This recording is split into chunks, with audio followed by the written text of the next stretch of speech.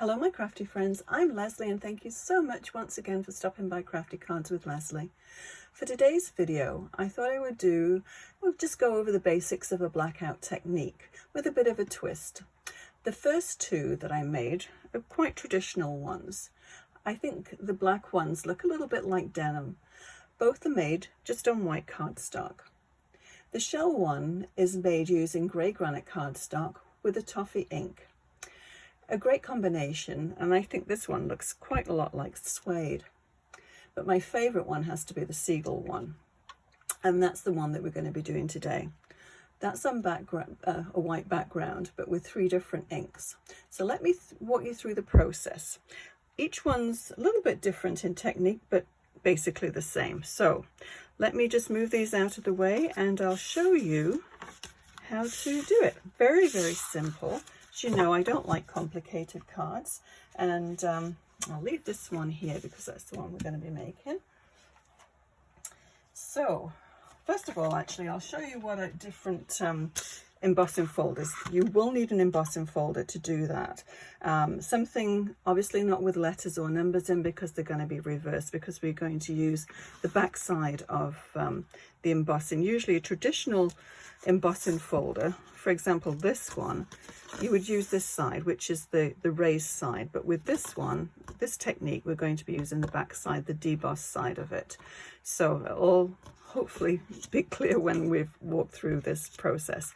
So this is one of the sample ones that I'm going to do, and this folder is it's called Butterfly Garden, easy for me to say, by Creative Expression.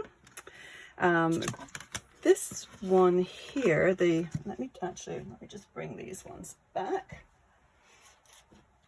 It's not very easy to see these embossing folders, but this one, it doesn't actually have a brand name on it, so but I think it's quite nice, and actually I've used this one for condolence cards before, and I think it's a very soft, it's quite a nice one. This one is quite elegant. I think it's got a very Victorian look to it, and this is by Seagulls. I don't know, did I write down the name on here? No, but there are literally, I'm sure there must be thousands of embossing folders on the market, so you'll probably find one that you actually like to do this technique with. With this one, I used a close to my heart one, and it's just a combination of a whole pile of different shells, which I think is really pretty. I have used this one quite a lot, but this is perfect for the blackout technique. So I'll show you quickly on this one. Let me just bring in my Stampin platform just so I've got something to make a mess on rather than the top of my table. Okay, so as you can see, this has been colored, and which is a bit different from this one because the background is the color on this one. So let me just show you how I did this one. Very easy. I used 2 different colors on this, but you can use as many as you want. Actually, I use the yellow as well, but we'll just go through and do a couple. So this is the embossed side, so we're going to flip it over and use the debossed side. So there's a butterfly here and then several flowers. So I'll just do a couple of examples, and then we'll get on to making our actual card. So experiment with different colored backgrounds, different inks, and one of the things I love, just messy coloring. It's just me, just messy coloring. And if you go outside of the lines, don't worry, because you're going to be using a darker ink on this, and so it's all going to be covered up. So I tend to work from the middle of something, because usually you get a little bit more definition and color in the middle. I'm sorry if my camera is jiggling. And then just work out to the edge. And then I just do some little swirly motions just to try and fill it in. And you can actually do your background first if you want, and then color in afterwards. But I always think it's kind of magical when you do all the color in, and then it just comes to life. So we'll just leave that for now for the butterfly. I haven't got it all colored in, but it'll give you an idea. So I'll just do one of the flowers. Do this one here. And as you can see on this one here, I used the yellow as well and blended the two together. But I'll just do it quickly, just to give you an idea. So you can use multiple colors. Yellow in the center of that would look quite nice. So this is the magical part, I always think. I'm going to use pewter, which is close to my heart, but it's equivalent, very similar to Smoky Grey. Actually, I re-inked this one with Smoky Grey with Stampin' Up. So all you're literally going to do is just smear it over the top. So just start at the top. Yeah, okay. Just checking to make sure I had done it on the right side. And then just drag it towards you. And you see how it reveals that design? It's just beautiful. I think it's just a fantastic way of doing it. So you can do it both ways if you want. You want more of an intense color. And go over it several times till you get the actual background depth of color that you want. So that's all there is to doing that. And yeah, I think it's very, very effective. So let's get on to doing this one here. Now, I used 3 different colors. I used the Toffee, the Glacier, and Bluebell. These are all close to my heart colors, but very similar to Boho Blue, Coastal Cabana, and Crumb Cake. So whatever you have in your stash, I'm sure you can find something that will work for you. Now, I've already embossed, tried to keep this video as short as possible. Now I'll show you what I used to make this card here. So I cut out a lot of the little bits and pieces that we need and colored them in, because this is more of doing the background technique than actually the images. But anyway, I'll show you what I used. I always do several, so I've got extras here. So let me just grab, where is it? The background. So this one here is a Spellbinder's one, and it's actually a fishing net, which I think is really, it's a really nice subtle background, I think. And it's a very large one, as you can see. So that's how I got this one here. And I just did a portion of it. So this is the back side of it. Get the right way up.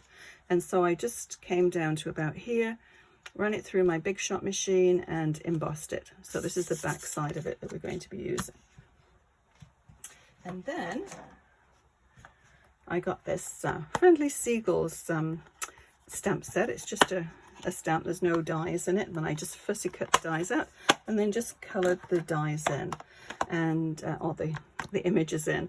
And then I used this part of this textured timbers, and these are both by Stampin' Up.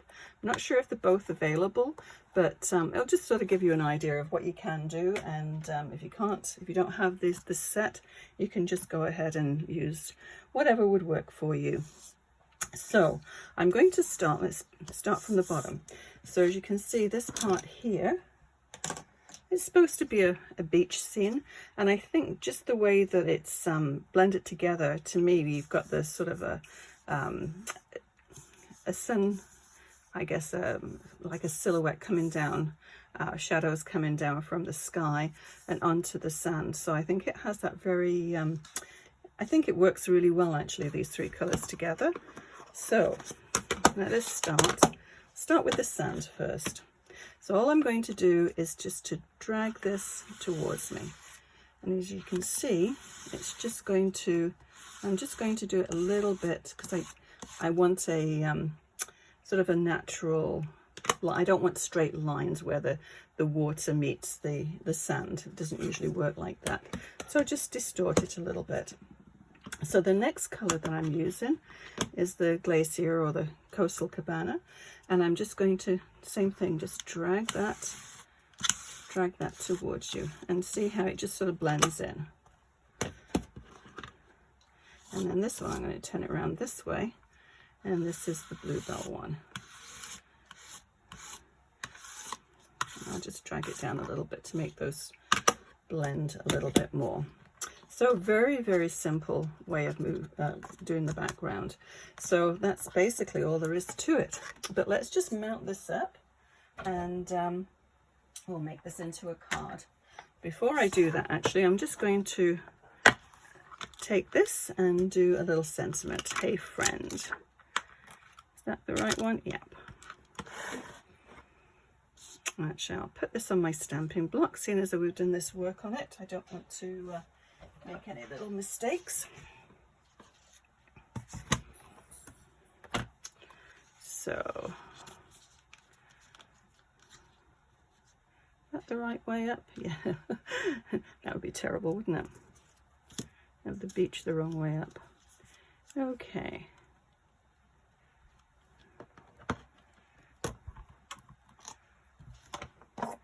And this is just memento ink. I like this ink because it's nice and crisp, and it's a really nice black, I think. So that's the sentiment all done. Move that one out of the way. Oh, when I started this, my dog was asleep and now she's woken up and making noises. I think it must be snack time. Okay, so we have the base, 4 1/4 by, yeah, you can probably hear, 4 1/4 by 5 1/2, and then this, the background, I've done exactly the same. So we'll see if we can ignore Lucy and just carry on and see what happens. Okay, just use my tape runner.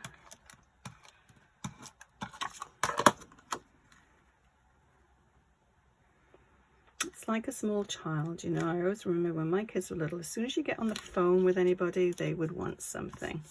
Well, my puppy is not, I don't think, any different from my kids. So on the embossed part, just make sure you put quite a bit of tape.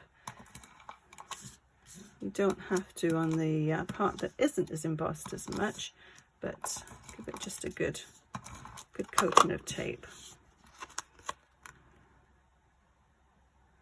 Yeah, I think that just sort of looks like the rays from the sun or something. It has just a nice look to it.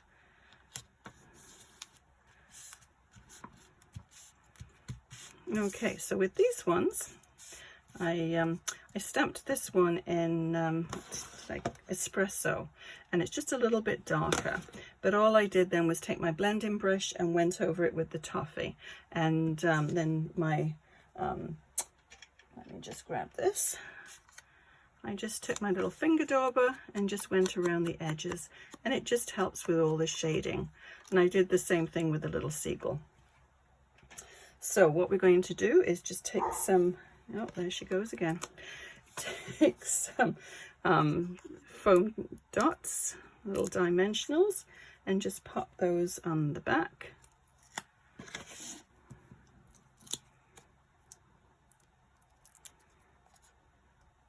And I think probably 3 should do it.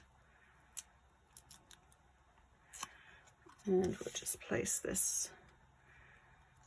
Actually, we'll turn it that way up. It's a little bit broader on the bottom part. And then the seagull. And I'm going to put a dimensional on the back of the seagull. And then I'm just going to take some my little needle nose glue, just white glue, and just pop it on the feet, so that will hold it in place. So that's just going to go down onto the top of the little log. And that is all you need, except on this one I actually put some little gems. So let me just go grab those. And these are Stampin' Up! Ones, Opaque Faceted gems. And I just used the sort of turquoisey coloured ones. They sort of match in quite nicely. So let's put them here. This is when I start agonizing about where they're going to go. Okay, and I think that's it. So I better go and give Lucy her snacks. That's our card for today. I hope you do give the blackout background a try. I think it's a very effective way of doing it. As you can see, no two cards are going to look exactly the same. So just experiment, just play around with it and have fun with it. That's what it's all about, right? So I will list everything that I used to make this card. And if you enjoyed this video, please hit the thumbs up icon and consider subscribing. Until next time, happy crafting. Bye bye.